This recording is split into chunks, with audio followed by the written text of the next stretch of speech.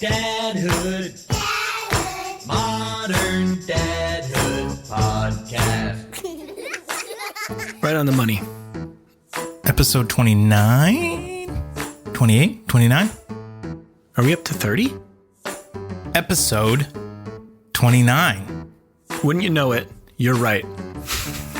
Why don't you take it this time? Holy hell. Welcome back, everyone. This is Modern Dadhood, an ongoing conversation about the joys, challenges, and general insanity of being a dad in this moment. My name is Marc. I'm a dad of twin boy toddlers, 2.5 at this. We're going halves. We decided last time we're going halves. Adam, who are you? Well, I gave part of it away. Yes, and my name is Adam Flaherty. I'm a father of 2 daughters who are 6.5 and 3.5. Well, Modern Dadhood is a conversation show. It's not an interview. It's not a Q&A, typically, right? Sometimes. We like to have authentic, genuine conversations with other dads and occasionally moms, as evidenced by our last episode with Courtney. Yeah, perfect. And today's episode, I am certain, is going to be a really solid conversation. You want to share who the guest is today? No. I'll go ahead and tell you. Yeah, I think today is going to be a pretty fun conversation because we are welcoming an author and illustrator by the name of Jon Klassen, who some of our listeners might recognize better as the guy that made the book, I Want My Hat Back. I Want My Hat Back. 3 books in the Hat series, as it's become known. I Want My Hat Back. We Found a Hat. This Is Not My Hat. Also a trilogy of shape books. Yes, a trilogy of shape books that he worked with Mac Barnett on. Solid collaboration. Yeah, also a name that some of our listeners might find familiar. I'm excited to chat with Jon. He'll be joining us shortly. Me too. On our Zoom. Me too.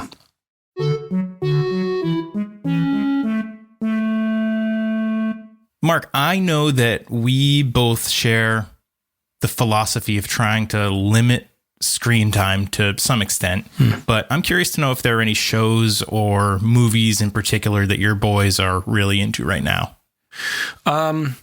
Yes, there are a couple. And thankfully one of them is a show that I also really love. I think it's a Netflix. No, I'm sure it is. It's a Netflix show called Go Corey Carson. Oh, I've never even come across it on Netflix. It's wonderful.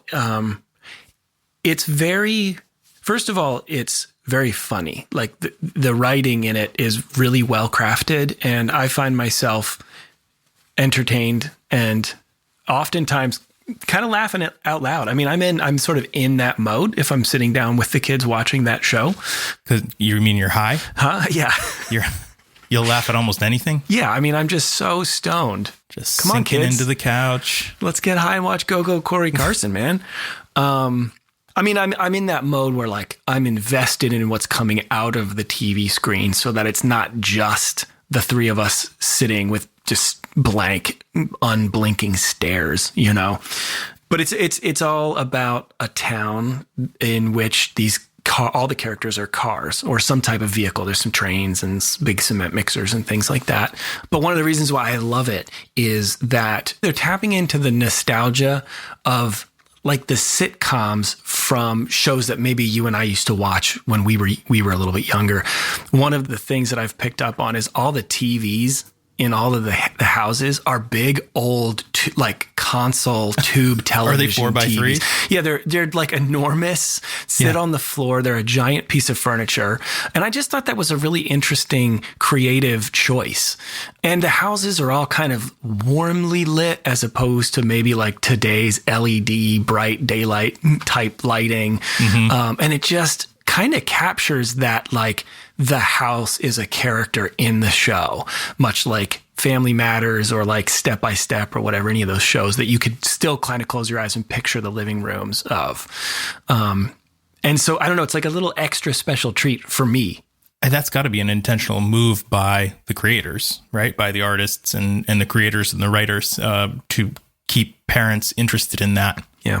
My girls 6.5 and 3.5, watch some really great shows like what you're describing.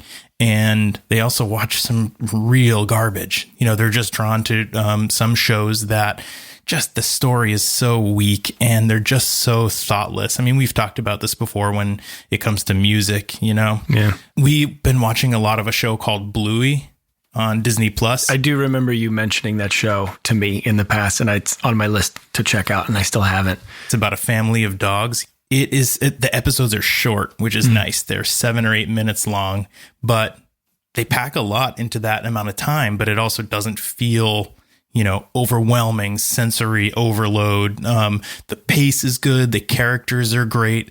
The parents are realistic. The dad is a hilarious character. And there's so much that parents can get out of it, and the kids are so entertained by it too. We love Bluey. We just find that recommendations from people who we trust, who have similar senses of humor and similar parenting philosophies, usually result in quickly finding the best content to share with our kids. Our mutual friend, Dan Snyder, actually turned me on to Bluey.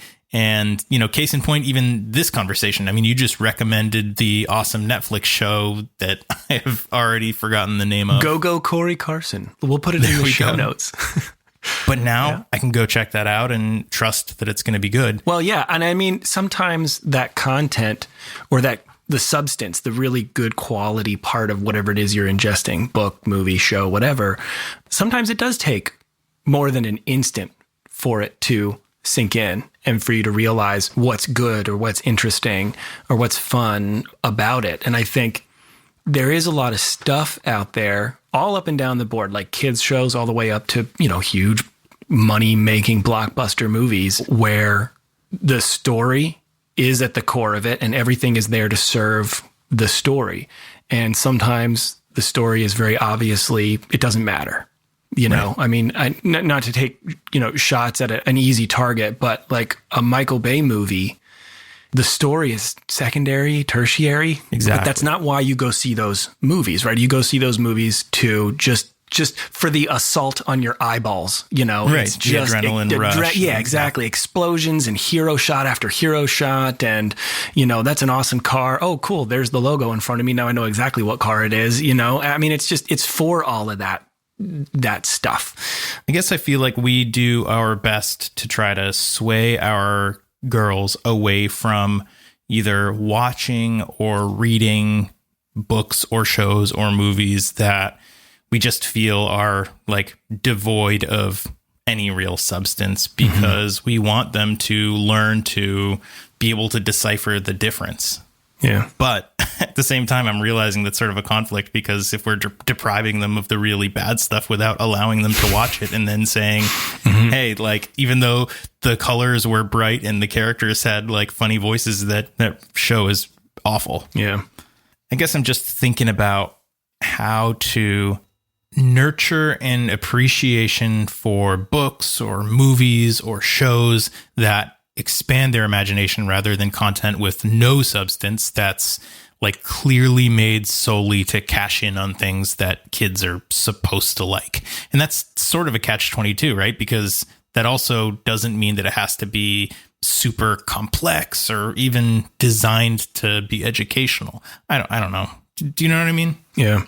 And I find myself still like, if I have a list of movies on my phone that when I hear about them or when I hear somebody talk about them, it sounds interesting, I write it down. And then I look up stuff about it. And I do the same with kids' books. I mean, if I find an author that I like, I look into them and then I see what other work that they've done, or like with our guest today, who they've collaborated with. In Jon's case, we know him and we're talking about his children's books, but he was an animator for some films before in a previous life, and just getting to learn, little things like that to me are all really play an important role in whether or not I'm going to take in a book that he's written. I'm not saying everybody should go to that length, but I do hope for my own kids anyway, that they are curious enough to really think about what they're ingesting.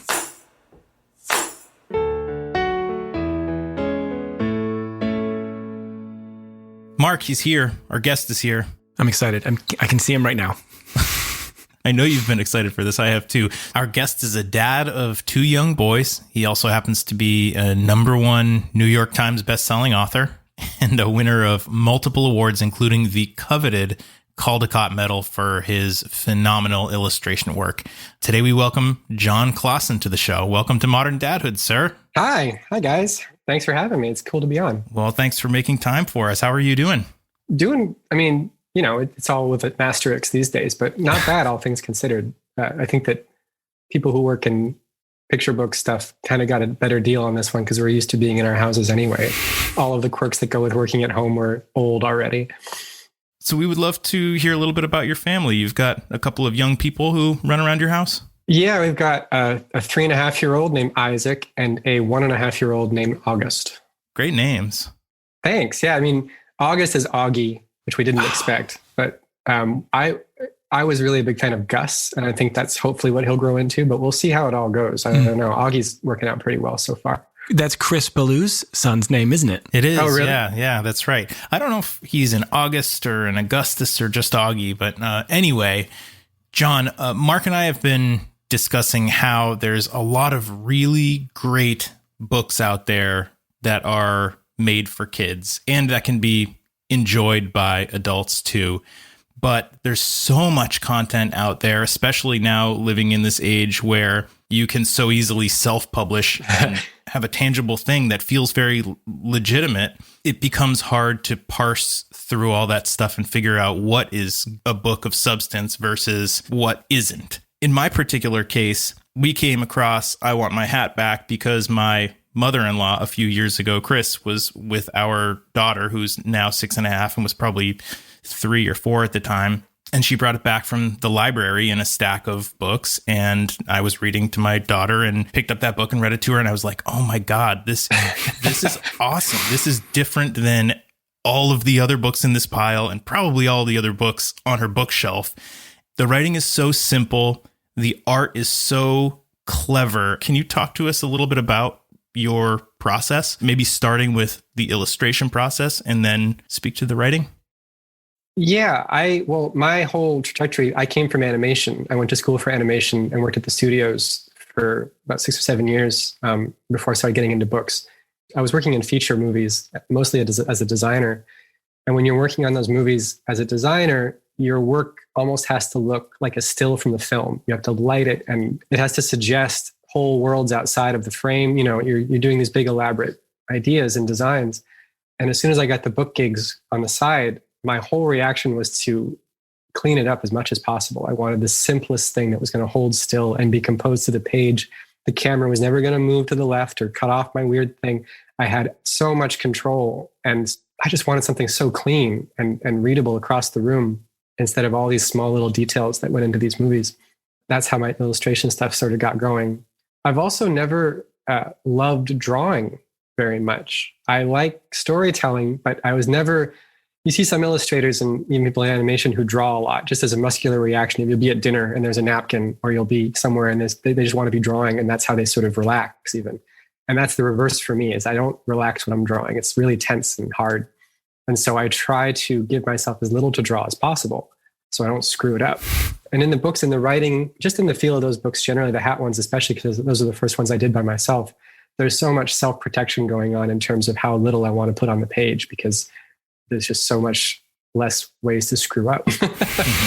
My approach to book illustration was that you're choosing a moment either before or after an action, because choosing a still frame in the middle of an action isn't really a great use of the form. It seems like it's much more fun to choose the moment either before the thing happened. And so most of my books are just characters standing still before they're about to do something. I'm not sure I would have thought of it that way if I hadn't worked in film for so long and wanted that contrast of things moving all the time versus things standing still. But it leads to an aesthetic. I think that a lot of my ideas are hinged on the idea of my characters being allowed to stand still a lot. And so all of that goes into the look of the book and the feeling of the book. And my decisions about typefaces and colors are all pretty subdued because I just want the thing to stand still. I just want it to be quiet, at least visually. But then to give yourself permission to do it quietly visually, I think, or at least I thought, that you need to turn it up story-wise. So you have these characters just standing still, saying virtually nothing, but the story is about murder and revenge and theft and death.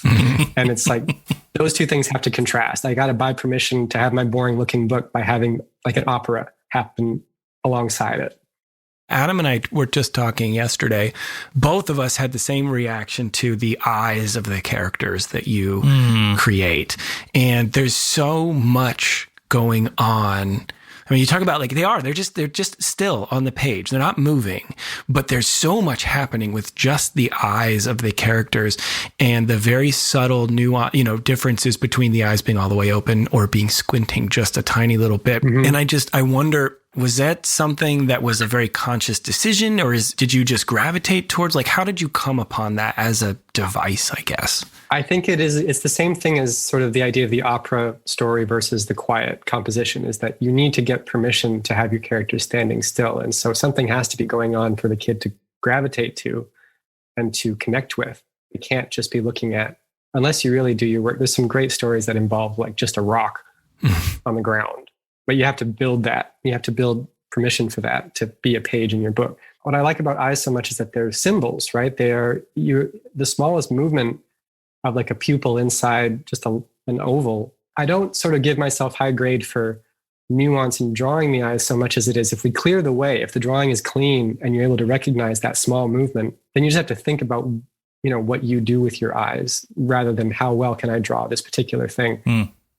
What I kind of wonder about is whether your approach to the work has changed at all, specifically like on the advent of becoming a dad. And now you have these beings in your life who are also potential future consumers of your craft, right? But I wonder that's why you make them, right? Yeah, exactly. I wonder if your like approach mentally or otherwise has shifted at all since then. I think so. I think I can feel it. It was already getting gentler, I think, but it does both things, because you see, like, you want to be gentler because you feel gentle towards your kids, at least most of the time. But then you also see what they're capable of taking in and how much they want to challenge themselves and how they like being scared about certain things. And so you're kind of moving in both directions at the same time, where you're like, oh boy, I don't want to put anything out that's going to be over their heads or alienate them. But then at the same time, they want to hear about the one about where the guy's head gets cut off. And so you're like, oh, well, maybe they do want to hear all this stuff. And maybe we can go actually even weirder than I thought. And I don't know where that lands. I think that you probably treat it project to project instead of trying to land all that stuff in one book. The other thing is that I've got into this work a long time before I was a dad. And I think that you get into the habit, even if you have kids, I think that mostly I talk to myself as a third grader rather than ask the kids questions or think about a certain kid that I didn't really have access to a lot of kids when I started this. We were just hanging out with our friends and stuff. But if I thought about a certain audience member, a lot of the times it was me as a young kid. And you're so used to talking to him. Once you have access to him and you understand what that conversation is like, I still think you go there pretty often. And you even go there more often because now you're seeing, like, these are two little boys. They're a lot like me, at least so far. I see a lot of myself in them. And so it reminds you even more about little moments that you'd forgotten about, or things in your own childhood that you were like, oh, that's right. I used to get really into that. And I was so you see the amount of focus they put into certain weird parts of their day, and the speed of that, the speed of your brain in a moment, or looking at a story or playing with a toy, you remember how weirdly focused you were on certain parts of a story or a book that you remember. And so I think it gives you more energy for the importance of your work, because they really do love these books, and they look at, not necessarily mine, but books generally, the ones that they love. You're like, oh yeah, this is important work. And that's been really nice too, is that because you can dissuade yourself of that pretty easily. No one's asking me to make these books. If I stopped tomorrow, nothing would stop in the world. And so you wonder a lot about, how necessary is this work that I'm doing? But looking at your kids loving these books and them being really important to them, that's been a lot of gas in the tank. So it hasn't changed the work that much practically, but it changes your headspace around how you feel about it, I guess. A lot of the books that we have, or even just the TV shows that we let our girls watch, they come through, recommendations from people. Because as we've been speaking about, there's so much to parse through. Yeah. We've read so many books that just feel like they are devoid of any real meaningful content. Yeah. So much of what we put in front of them is based on recommendations from other people. So I would love to hear from you. What children's authors are you into? Is there anybody that particularly inspires your own writing and art? Yeah, for sure. Although I try more and more not to look too hard at, especially the current stuff coming out, just because it can really throw you for a loop and you end up sort of feeling either competitive in a weird way you weren't before, or just like thinking about market directions, and that's none of your business. And so the newer stuff that I've gotten into, we have a set of books that Enchanted Lion puts out. And Enchanted Lion is a publisher out of Brooklyn, and basically anything they put out is worth looking at. They're really good. But they have a series of books called Cheery and Chira. I think they are brought over from Japan. But the books are almost about nothing. They're about these little girls who go for bike rides in like a stand of grass. And then all of a sudden they're very small and they run into animals who are making like different kinds of berry tea or something. And then they have a concert in the grass. And then they don't even go home at the end, which is really interesting. Wow. They just kind of, there's usually like some sort of animal hotel they stay in overnight or something. And I think you're supposed to generally think this is some sort of an imagination trip on their part, but it doesn't ever bring that back around. It doesn't ever say so explicitly or even land it at the end. It's just these weird sensory dreams that are so engaging. And there's so much outside of how we think about storytelling, I think, especially like in States. Older ones I still go back to that hold up like crazy are all the William Steig books. He wrote Shrek, which is what he's known for, which is too bad because the Shrek movies aren't anything like his books. His picture books and his novels. He's written two or three novels. The novels are fantastic, but the picture books are also really, really good. My favorite book, probably my favorite picture book, is Sylvester and the Magic Pebble. And that's the one I was talking about actually with a rock, because it's about a donkey who finds a magic pebble and sees a lion almost right away and panics and wishes he was a rock. And he gets turned into a rock. And of course, the pebble drops in the ground. And now the donkey's a rock and there's no way to not be a rock. And so it's about, but he has parents. He's like a young donkey and his parents don't know where he went. And they spend, it's at least a year. He goes through a cycle of seasons. And the book becomes about grief. It becomes about the parents' grief at losing this child. And you break down over it, especially as a parent reading it. But the storytelling is so gorgeous and the writing is so beautiful. His writing is nothing like mine, which I think that's why I like reading him, is because he's so naturalistic as a writer. You can tell he just wrote and it just kind of came out of him. He wasn't thinking and parsing these things. And then Arnold Lobel, who does the Frog and Toad books, those have been in the news, I guess, a lot lately, because he's actually been revisited for a while. No one read his stuff, I think, for a little bit, but then all of a sudden he's gotten a resurgence, and it's worth it. He's one of the best to ever do it. The Frog and Toad books, I think, are unmatched. They're beautifully done and really deep. That particular reference, Frog and Toad, that inspiration it seems to be present in your work, both in the art and in the writing to some extent, at least in it's sort of introducing kids to human psychology to an extent, thinking about that stuff, because there's some of those same elements in your writing. You're thinking about the dynamics between the characters and issues of trust and truth versus lying and all of that stuff. There's something really interesting about giving kids the space to come to a conclusion on their own, because kids can have such a wild imagination or like a really pure sense of like wonder about the world and the things that they're taking in. And it kind of bugs me sometimes when I see a story or a book or a movie or so that just that goes to great lengths to sort of do everything for the viewer, or over explain. Yeah. I think what it makes me think of is the intention of the book to begin with and what my experience of picture books was growing up, because we didn't have a lot of picture books in the house growing up. My memories of them are when we went to my grandparents' house, and they still had my dad's room basically intact, not out of a way of sort of weird preservationist memory, but just they hadn't changed it. And they had this big wall of National Geographics and book club books against his back wall. And so I would sleep in that room. And I would basically, when the door was closed, I would have run of the place in that room. And I just remembered most of the book club books were the Dr. Seuss ones, or the that club. There was P.D. Eastman and all these guys in there, but they were all the same trim size and they were all cardboard bound things. And I would just take like 7 of them onto the bed and just pour over them by myself on the bed. Like I can remember being read to, but I have more memories of reading to myself or looking at the books.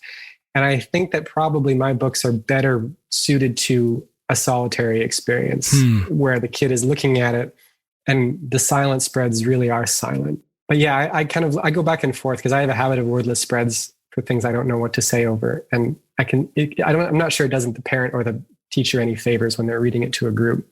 So I can understand both sides of that. And I've certainly been in that trap too, especially now with kids where I read them much more energetically than I would before I had kids, because now I understand that like you want to engage them, you want to be there with them and make them excited about the thing they're reading that they might not get yet. Right. Exactly. It's a beautiful thing to have those moments when you can entertain them by bringing a character to life or use the story as an opportunity to teach them something. But to echo what you both have been saying, it's arguably, equally valuable to them to be able to discover the whole thing on their own and find their own takeaways and come to their own conclusions. Well, and really realize that those conclusions are valid. Like not even just be like, isn't that cute? You have a little conclusion. Like to really say like, that is as valid as a conclusion as I've come to today on anything I've been thinking about. Like his day is as real as my day. And to really believe that, you have to understand how real those days are for you when you're 4 years old and that you are a true, complete person already. Or that you're never a complete person. One of those two things, both that can be true, I guess. I think it took having kids to really clarify that for me, just watching their days and be like, holy shit, they're real days. He had a whole day today and he didn't even leave the house, but it was a whole day. And like, just how, like that world seems so small, but that it's a totally valid one. It's it's a heartbreaking thing. It's interesting too, because as you grow and change as a person, right? If you came back to that book 20 years from now, would you interpret parts of it very differently because of where you are in your life? Yeah. And I wonder, like, if you're a 2.5-year-old reading, I want my hat back. And at the end, you're happy because the bear gets his hat back. And that's how you leave the book. But when you're 4 and 5 and 6 years old, you learn a little bit more about the world. And then you bring that into the reading of the book. Does the perspective change? I think that's the important part about those books, and why I think I'm proud of those books for that reason, is because they have a visual ending as much as a plot ending. It's like, if you are very young, if the title of the book is I Want My Hat Back, all you really want out of that book is for that character to be wearing a hat again. And you're not really going to understand a lot of the nuance of it maybe, but you have the visual satisfaction of a hat being back on that bear. And that's important. That's a feeling of closure and finality to the story. And I think that we got very lucky with that one, because it really does run the age gamut. We can read it to toddlers, and we can read it to second graders, and we can read it to 8th graders. And they're all kind of laughing at different parts of it. But I really like that about it, is that it has a visual premise and ending as much as it has an emotional one. I'm going to say something potentially controversial. Is everybody in the room ready for this? I'm going to go on record. We're ready. Here. Drop it. I don't think Goodnight Moon is a very good book. All right. Now discuss. I don't know enough about Margaret Wise Brown's Deal and Clement Hurd, who illustrated it.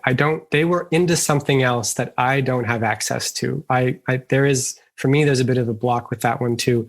My friend Mac, who writes a lot of books I illustrate, is a big Margaret Wise Brown head, and he wrote a book about her and everything.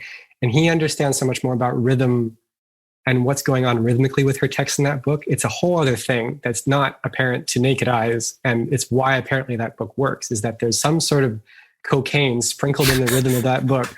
But apparently Margaret Wise Brown is really a master at rhythm and line breaks and stuff. And that's apparently what's going on in that book.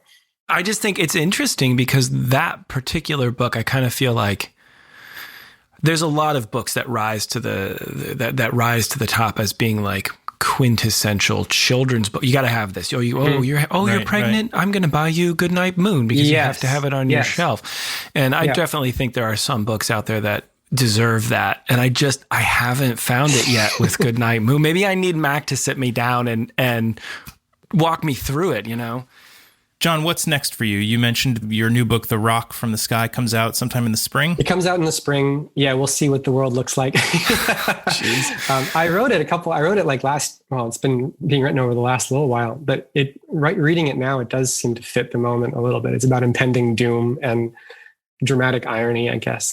But it's 5 short stories, but all of the premises are like even dumber than I would have thought before, and like almost the dumber I could make them, the more fun I was having. That's awesome. I'm excited to see it. I'm sure fans of the Hat trilogy and the other work that you've done are also really excited to see it.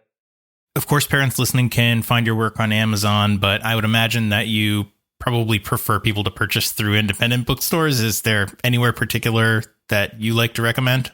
I mean, Powell's in Portland is a good one. Powell's ships all over the place, but you can find your local indie. They're probably having a bad year. If you're interested in my books or books like that, we would not survive without the indies. Please go to them. Here in Portsmouth, New Hampshire, there's a great independent bookstore called River Run Books. There's Water Street Books in Exeter. Up in Portland, there's Longfellow Books, and so many more. We'll put a bunch of links in our show notes, and we encourage dads and moms listening to find and support your local shop. Jon, where can people follow what you're up to? I'm on Instagram and Twitter doing the usual stuff. It's where I post anything that is new or coming out. So if you're interested, then that's where I am. Jon Klassen, thank you so much for joining us on Modern Dadhood. Best of luck to your family, your two boys, Isaac and August. We hope everybody stays safe and healthy and look forward to the new book coming in the spring. Thanks for spending so much time with us, man. Thank you very, very much for having me. This is great.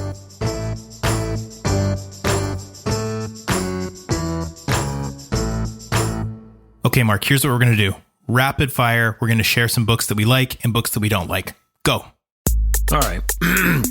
Here we are. Notes for Living on Planet Earth by Oliver Jeffers.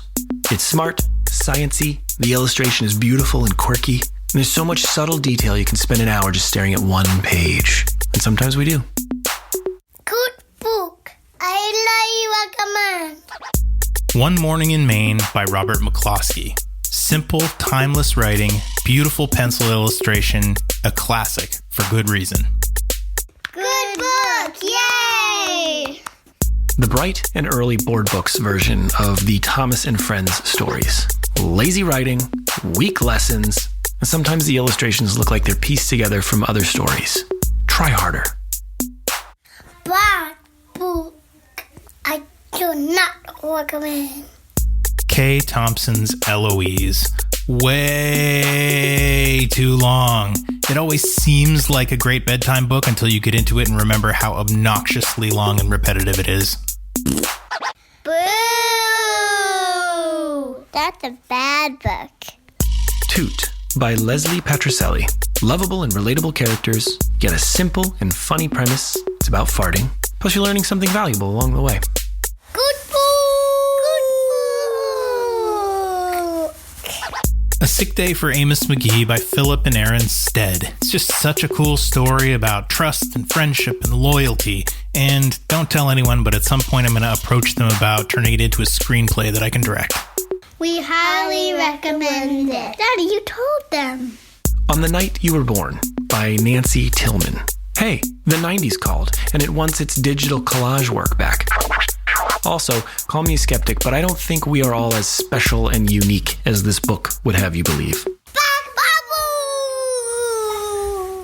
All Barbie books. No author noted. Nobody will even fess up to writing them. They're shallow, uninspired, despicable. A waste of $4.99, which is a surprise to nobody. Bad book. I actually kind of like those. Bob the Artist by Marianne Duchar. The moral of the story is wonderful. A combination of simple language and whimsical illustration makes it easy for even my 2.5-year-olds to memorize. Plus, you get to dip your toe into the world of modern art. Good book. I highly recommend. Katie Hudson, Too Many Carrots. Admittedly, I like this one for the illustration and the layout of the words on the pages as much as I like it for the story, but Katie Hudson's books are well worth exploring.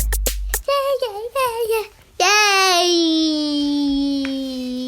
Spot's Thanksgiving by Eric Hill.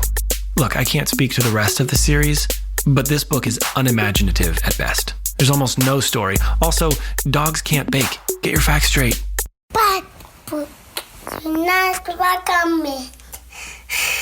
Give the Dog a Bone by Stephen Kellogg. Now, this is a play on the old nursery rhyme, This Old Man, but it's scattered. There's too much going on. It's overwhelming to me, and I have a hard time singing along with it. I want to sing with it. So while I'm sure you're a great guy, Stephen, I can't in good conscience recommend this.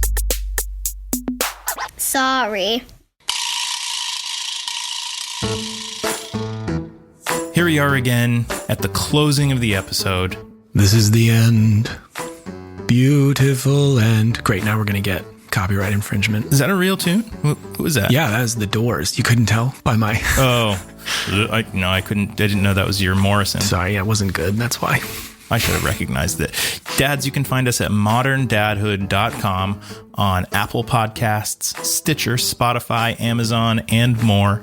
please consider subscribing to the podcast. It would make a big difference for us. And if you would take a minute or two to give us a rating and review, and tell your mom friends and dad friends about us, all of those are great ways to help us spread the word about modern dadhood. Yeah, and you can drop us a line at hey, H-E-Y, at moderndadhood.com. Motherfucker. Hey, H-E-Y, at moderndadhood.com. Tell us what you like about the show. Tell us never to do a Jim Morrison impression again, you know? Thanks as always to Casper Baby Pants and Spencer Albee for our Modern Dadhood music, and to our friend Pete Morse. His nickname is Ears. Ears. I've never called him that, and I won't. Thank you to Pete Morse at Red Vault Audio, who you can find at redvaultaudio.com, for making us sound good. Thank you, Pete. For his ears. Oh, thank you to Miles Kreuzberg Rosine, the Modern Dadhood intern. And thank you so much for listening.